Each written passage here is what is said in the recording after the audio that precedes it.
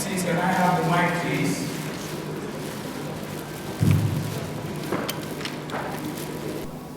And with that, as Riley Israel Akinde mentioned, is then to move into production of diverse programs that will enlighten and empower our youth. But the call here definitely is not that he has to do it alone. Each one of us here that are present here, your support is highly needed. Through patronage, through creating initiatives, being available to speak to our youth. Sometimes, even when we are afraid, we have to do the best that we can. For me, as somebody who went to Europe, I have no background in television, no background in media. I just happened to be there. And then as I was there, the story about my dear nation, Nigeria, is negatively portrayed, and the story of the black people in the United Kingdom is negatively presented. For anybody that commit a crime and you're black, they classify you to be a Nigerian.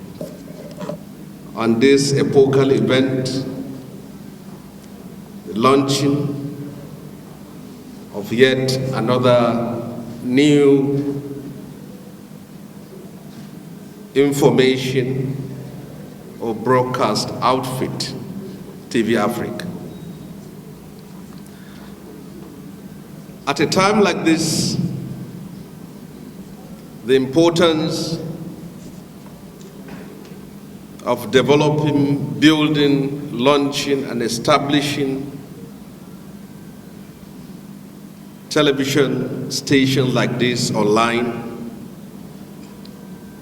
is as important as the survival and progress of the country itself. First and foremost, Nigeria, our country, is passing through one of its most challenging moments in its history. Challenging in the sense that there has never been a time in our journey of nationhood when human lives have been so wasted on a daily basis.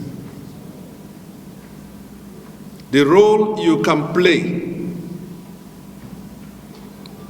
can go a long way in terms of finding solution to the problem we face as a nation and as a people today.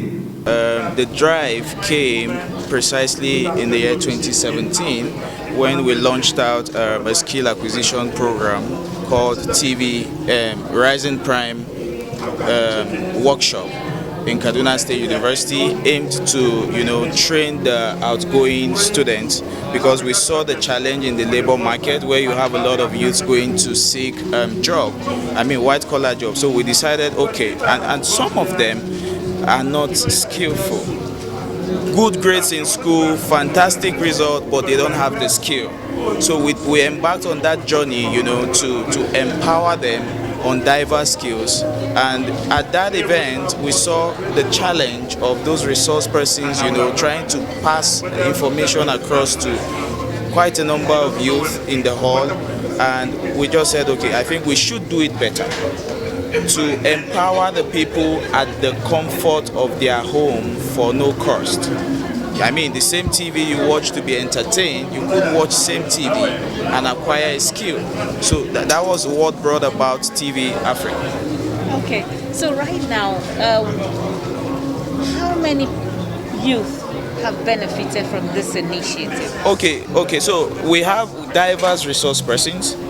Let me speak from Spivy now. Spivy is someone who bakes cake with TV Afrik, and so far she has, you heard her said it in the hall, she has trained over 120 people via the help of TV Afrik.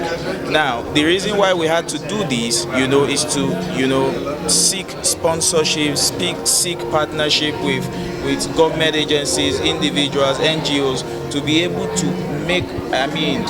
enable us to empower millions across the continent of Africa. Is trying to provide a platform of engagement of young people so that, you can take them away from the frustration of hopelessness and build confidence in them as to how they can contribute to this future. So I think the initiative is laudable.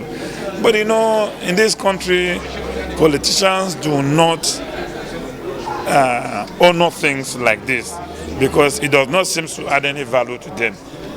If this were to happen some very few days to election, there would have been no space for anybody here. But because it's happening now, where there is no any stake, none of them will come. But sadly too, the young people have not learned their lesson because they have always been supporting the politicians to get away with what we are doing. Because if they have raised their voices or had blown the whistle as they did during the NSAS, of course, so many of us had their voices and we had them loud and knew that there was a need to try to adjust.